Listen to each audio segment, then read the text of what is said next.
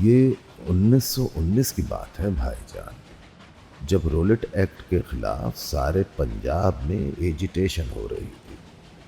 میں امرتسر کی بات کر رہا ہوں۔ سر مائیکل اوڈیوائر نے ڈیفینس آف انڈیا رولز کے تحت گاندھی جی کا داخلہ پنجاب میں بند کر دیا تھا۔ وہ ادھر آ رہے تھے کہ پلول کے مقام پر ان کو روک لیا گیا اور گرفتار کر کے واپس بمبئی بھیج دیا گیا۔ جہاں تک میں سمجھتا ہوں بھائی جان، اگر انگریز یہ غلطی نہ کرتا تو جلیاں والا باغ کا حادثہ اس کی حکمرانی کی سیاہ تاریخ میں ایسے خونی ورق کا اضافہ کبھی نہ کرتا۔ کیا مسلمان، کیا ہندو، کیا سکھ، سب کے دل میں گاندھی جی کی بے حد عزت تھی۔ سب انہیں مہاتما مانتے تھے۔ جب ان کی گرفتاری کی خبر لاہور پہنچی تو سارا کاروبار ایک دم بند ہو گیا۔ یہاں سے امرتسر والوں کو معلوم ہوا، چنانچہ یوں چٹکیوں میں مکمل ہڑتال ہو گئی۔ کہتے ہیں کہ 9 اپریل کی شام کو ڈاکٹر ستیہ پال اور ڈاکٹر کچلو کی جلاوطنی کے احکام ڈپٹی کمشنر کو مل گئے تھے۔ وہ ان کی تعمیل کے لیے تیار نہیں تھا، اس لیے کہ اس کے خیال کے مطابق امرتسر میں کسی ہیجان خیز بات کا خطرہ نہیں تھا۔ لوگ پرامن طریقے پر احتجاجی جلسے وغیرہ کرتے تھے جن سے تشدد کا سوال ہی پیدا نہیں ہوتا تھا۔ میں اپنی آنکھوں دیکھا حال بیان کرتا ہوں۔ 9 کو رام نومی تھی، جلوس نکلا، مگر مجال ہے جو کسی نے حکام کی مرضی کے خلاف ایک قدم اٹھایا ہو۔ لیکن بھائی جان، سر مائیکل عجب اوندھی کھوپڑی کا انسان تھا۔ اس نے ڈپٹی کمشنر کی ایک نہ سنی۔ اس پر بس یہی خوف سوار تھا کہ یہ لیڈر مہاتما گاندھی کے اشارے پر سامراج کا تختہ الٹنے کے در پہ ہے، اور جو ہڑتالیں ہو رہی ہیں اور جلسے منعقد ہوتے ہیں ان کے پس پردہ یہی سازش کام کر رہی ہے۔ ڈاکٹر کچلو اور ڈاکٹر ستیہ پال کی جلاوطنی کی خبر آنن فانن شہر میں آگ کی طرح پھیل گئی۔ دل ہر شخص کا مقدر تھا، ہر وقت دھڑکا سا لگا رہتا تھا کہ کوئی بہت بڑا حادثہ برپا ہونے والا ہے۔ لیکن بھائی جان، جوش بہت زیادہ تھا، کاروبار بند تھے، شہر قبرستان بنا ہوا تھا۔ پر اس قبرستان کی خاموشی میں بھی ایک شور تھا۔ جب ڈاکٹر کچلو اور ستیہ پال کی گرفتاری کی خبر آئی تو لوگ ہزاروں کی تعداد میں اکٹھے ہوئے کہ مل کر ڈپٹی کمشنر بہادر کے پاس جائیں اور اپنے محبوب لیڈروں کی جلاوطنی کے احکام منسوخ کرانے کی درخواست کریں۔ مگر وہ زمانہ بھائی جان درخواست سننے کا نہیں تھا۔ سر مائیکل جیسا فرعون حاکم اعلیٰ تھا، اس نے درخواست سننا تو بجا لوگوں کے اس اجتماع ہی کو غیر قانونی قرار دیا۔ امرتسر، وہ امرتسر جو کبھی آزادی کی تحریک کا سب سے بڑا مرکز تھا، جس کے سینے پر جلیاں والا باغ جیسا قابل فخر زخم تھا، آج کس حالت میں ہے۔ لیکن چھوڑیے اس قصے کو، دل کو بہت دکھ ہوتا ہے۔ لوگ کہتے ہیں کہ اس مقدس شہر میں جو کچھ آج سے 5 برس پہلے ہوا اس کے ذمہ دار بھی انگریز ہیں۔ ہوگا بھائی جان، پر سچ پوچھئے تو اس لہو میں جو وہاں بہا ہے ہمارے اپنے ہی ہاتھ رنگے ہوئے نظر آتے ہیں۔ خیر، ڈپٹی کمشنر صاحب کا بنگلہ سول لائنز میں تھا۔ ہر بڑا افسر اور ہر بڑا ٹوٹی شہر کے اس الگ تھلگ حصے میں رہتا تھا۔ آپ نے امرتسر دیکھا ہے تو آپ کو معلوم ہوگا کہ شہر اور سول لائنز کو ملانے والا ایک پل ہے جس پر سے گزر کر آدمی ٹھنڈی سڑک پر پہنچتا ہے، جہاں حاکموں نے اپنے لیے یہ عرضی جنت بنائی ہوئی تھی۔ ہجوم جب ہال دروازے کے قریب پہنچا تو معلوم ہوا کہ پل پر گھڑ سوار گوروں کا پہرا ہے۔ ہجوم بالکل نہ رکا اور بڑھتا گیا۔ بھائی جان میں اس میں شامل تھا. جوش کتنا تھا میں بیان نہیں کر سکتا، لیکن سب نے ہنستے تھے. کسی کے پاس ایک معمولی چھڑی تک بھی نہیں تھی. اصل میں تو وہ صرف اس غرض سے نکلے تھے کہ اجتماعی طور پر اپنی آواز حاکم شہر تک پہنچائیں اور اس سے درخواست کریں کہ ڈاکٹر کچلو اور ڈاکٹر ستیا پال کو غیر مشروط طور پر رہا کر دیں. ہجوم پل کی طرف بڑھتا رہا. لوگ قریب پہنچے تو گورو نے فائر شروع کر دیا. اس سے بھگدڑ مچ گئی. وہ گنتی میں صرف 20-25 تھے اور ہجوم سینکڑوں پر مشتمل تھا، لیکن بھائی گولی کی دہشت بہت ہوتی ہے. ایسی افراتفری پھیلی کہ الما. کچھ گولیوں سے گھائل ہوئے اور کچھ بھگدڑ میں زخمی ہوئے. دائیں ہاتھ کو گندا نالا تھا. دھکا لگا تو میں اس میں گر پڑا. گولیاں چلنی بند ہوئی تو میں نے اٹھ کر دیکھا ہجوم تتر بتر ہو چکا تھا. زخمی سڑک پر پڑے تھے اور پل پر گورے کھڑے ہنس رہے تھے. بھائی جان مجھے قطعاً یاد نہیں کہ اس وقت میری دماغی حالت کس قسم کی تھی. میرا خیال ہے کہ میرے ہوش و حواس پوری طرح سلامت نہیں تھے. گندے نالے میں گرتے وقت تو قطعاً مجھے ہوش نہیں تھا. جب باہر نکلا تو جو حادثہ وقوع پذیر ہوا تھا اس کے خد و خال آہستہ آہستہ دماغ میں ابھرنے شروع ہوئے. دور شور کی آواز سنائی دے رہی تھی، جیسے بہت سے لوگ غصے میں چیخ چلا رہے ہیں. میں گندا نالا عبور کر کے ظاہرہ پیر کے تکیے سے ہوتا ہوا ہال دروازے کے پاس پہنچا. دیکھا کہ 30-40 نوجوان جوش میں بھرے پتھر اٹھا اٹھا کر دروازے کے گھڑیال پر مار رہے ہیں. اس کا شیشہ ٹوٹ کر سڑک پر گرا تو ایک لڑکے نے باقیوں سے کہا چلو ملکہ کا بت توڑیں. دوسرے نے کہا نہیں یار کوتوالی کو آگ لگائیں. تیسرے نے کہا اور سارے بینکوں کو بھی. چوتھے نے ان کو روکا. ٹھہرو، اس سے کیا فائدہ؟ چلو پل پر ان لوگوں کو ماریں. میں نے اس کو پہچان لیا. یہ تھیلا کنجر تھا. نام محمد طفیل تھا، مگر تھیلا کنجر کے نام سے مشہور تھا، اس لیے کہ ایک طوائف کے وطن سے تھا. بڑا آوارہ گرد تھا. چھوٹی عمر ہی میں اس کو جوئے اور شراب نوشی کی لت پڑ گئی تھی. اس کی 2 بہنیں شمشاد اور الماس اپنے وقت کی حسین ترین طوائفیں تھیں. شمشاد کا گلا بہت اچھا تھا. اس کا مجرا سننے کے لیے رئیس بڑی دور دور سے آتے تھے. دونوں اپنے بھائی کی کرتوتوں سے بہت نالا تھے. شہر میں مشہور تھا کہ انہوں نے ایک قسم کا اس کو عاق کر رکھا ہے، پھر بھی وہ کسی نہ کسی ہیلے اپنی ضروریات کے لیے ان سے کچھ نہ کچھ وصول کر ہی لیتا تھا. ویسے وہ بہت خوش پوش رہتا تھا، اچھا کھاتا تھا، اچھا پیتا تھا، بڑا نفاست پسند تھا. بزلہ سنجی اور لطیفہ گوئی مزاج میں کوٹ کوٹ کے بھری تھی. میراثیوں اور بھانڈوں کے سوقیانہ پن سے بہت دور رہتا تھا. لمبا قد، بھرے بھرے ہاتھ پاؤں، مضبوط کثرتی بدن، ناک نقشے کا بھی خاصا تھا. پرجوش لڑکوں نے اس کی بات نہ سنی اور ملکہ کے بت کی طرف چلنے لگے. اس نے پھر ان سے کہا میں نے کہا مت ضائع کرو اپنا جوش، ادھر آؤ میرے ساتھ. چلو ان کو ماریں جنہوں نے ہمارے بے قصور آدمیوں کی جان لی ہے اور انہیں زخمی کیا ہے. خدا کی قسم ہم سب مل کر ان کی گردن مروڑ سکتے ہیں. چلو. کچھ روانہ ہو چکے تھے، باقی رک گئے. تھیلا پل کی طرف بڑھا تو اس کے پیچھے چلنے لگے. میں نے سوچا کہ ماؤں کی یہ لال بیکار موت کے منہ میں جا رہے ہیں.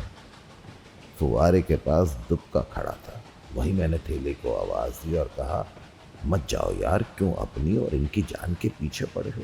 تھیلے نے یہ سن کر ایک عجیب سا قہقہا بلند کیا اور مجھ سے کہا تھیلا صرف یہ بتانے چلا ہے کہ وہ گولیوں سے ڈرنے والا نہیں.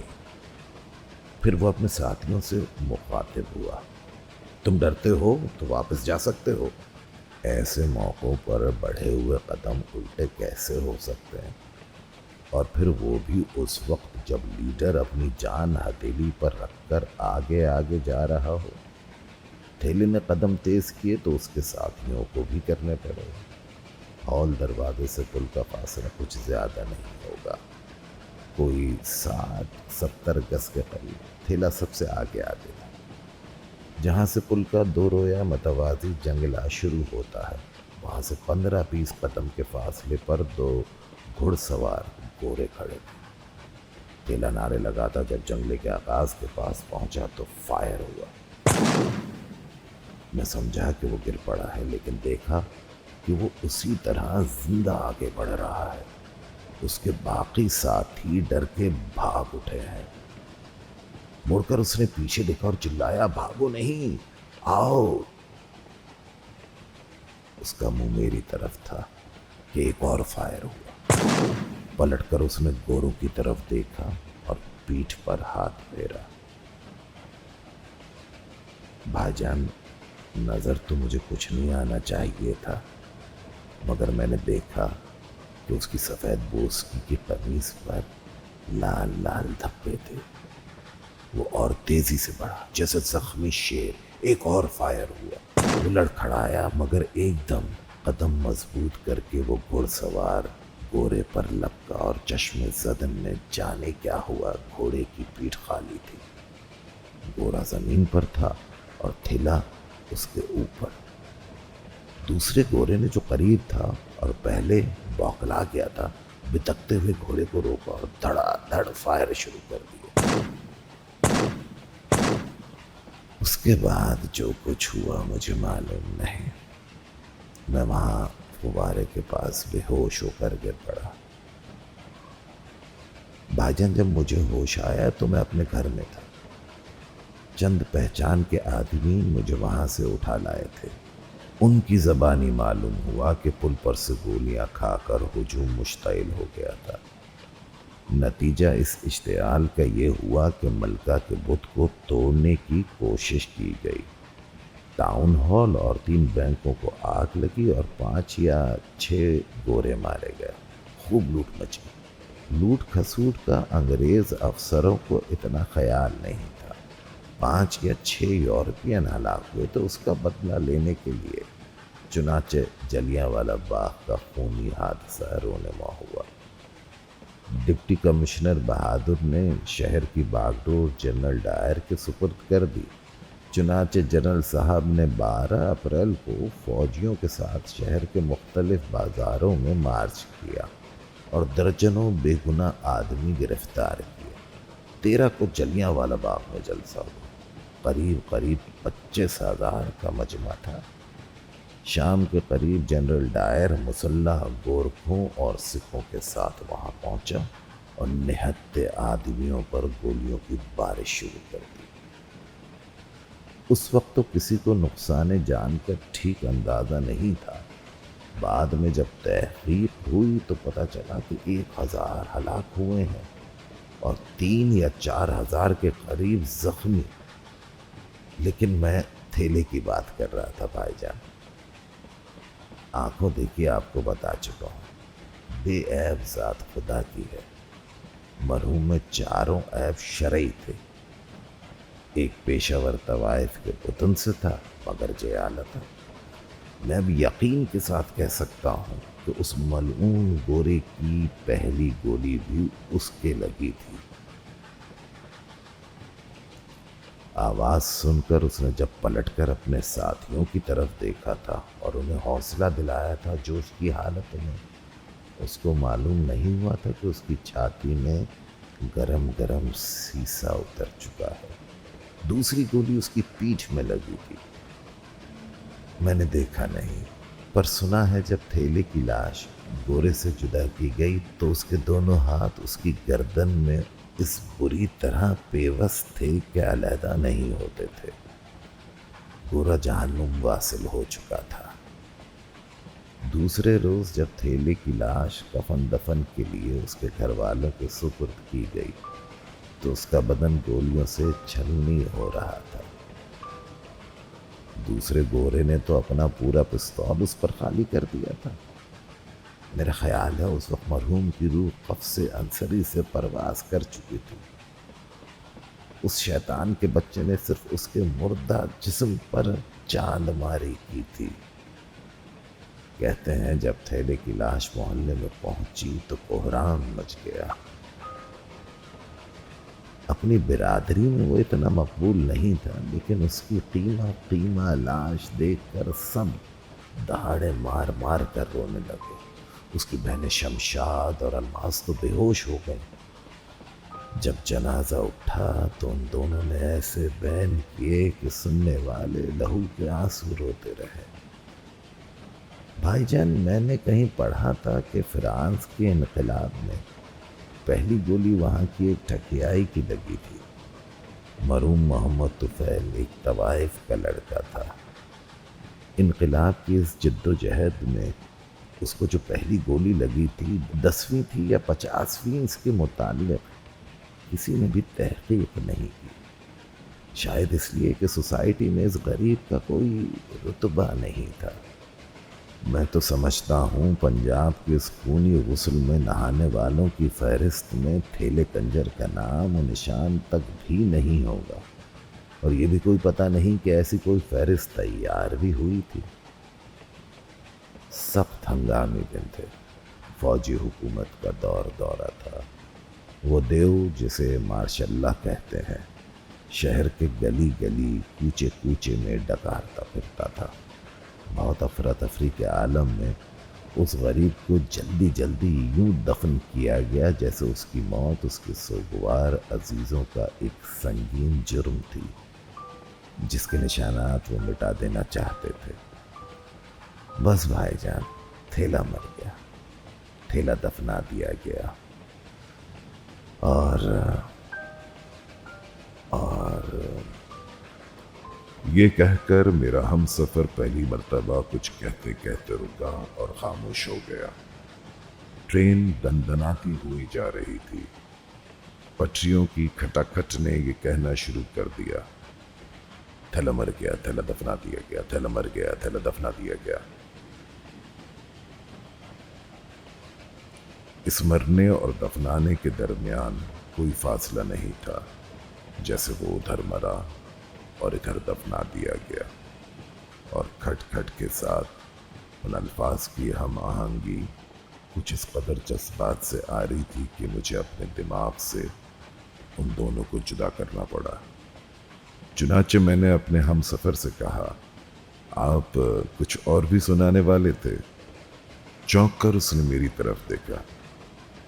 جی ہاں، اس داستان کا ایک افسوسناک حصہ باقی ہے۔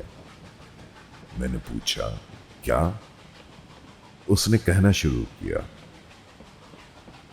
میں آپ سے عرض کر چکا ہوں کہ تھیلے کی 2 بہنیں تھیں، شمشاد اور الماس، بہت خوبصورت تھی۔ شمشاد لمبی تھی، پتلے پتلے نقش، غلافی آنکھیں، ٹھمری بہت خوب گاتی تھی۔ سنا ہے خان صاحب فتح علی خان سے تعلیم لیتی رہی تھی۔ دوسری الماس تھی، اس کے گلے میں سر نہیں تھا، لیکن بتاوے میں اپنا ثانی نہیں رکھتی تھی۔ مجرا کرتی تو ایسا لگتا تھا کہ اس کا انگ انگ بول رہا ہے۔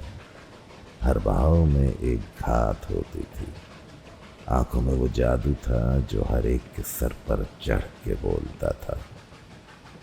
میرے ہم سفر نے تعریف و توصیف میں کچھ ضرورت سے زیادہ وقت لیا، مگر میں نے ٹوکنا مناسب نہ سمجھا۔ تھوڑی دیر کے بعد وہ خود اس لمبے چکر سے نکلا اور داستان کے افسوسناک حصے کی طرف آیا۔ قصہ یہ ہے بھائی جان کہ ان آفت کی پرکالہ دونوں بہنوں کے حسن و جمال کا ذکر کسی خوش آمدی نے فوجی افسروں سے کر دیا۔ بلوے میں ایک میم، کیا نام تھا اس چڑیل کا، مس شروڈ ماری گئی تھی۔